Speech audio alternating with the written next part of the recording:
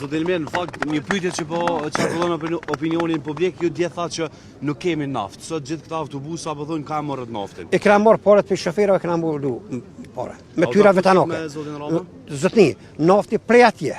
Pyetja që nuk I përkon kësajna, nafti prej atje me 2 km. 2 km nuk është naftë që shpenzon. Nafti vjen autobusi me qarkullu 24 orë.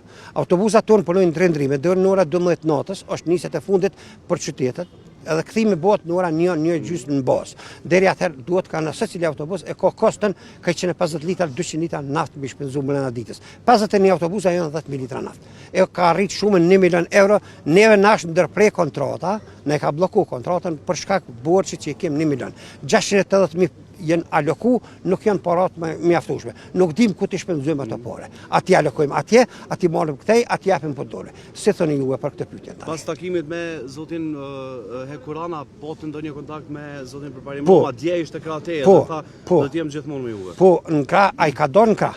Po në krah më I madh për neve është me dorë kryetari me na dhënë neve parat. Edhe sikur parat veta në pas për shumës me na aloku na kena me dorë për punë. Në momentin që alokohet parat, alokojnë trafikut urban, punëtorët e trafikut urban kanë me dorë me punu.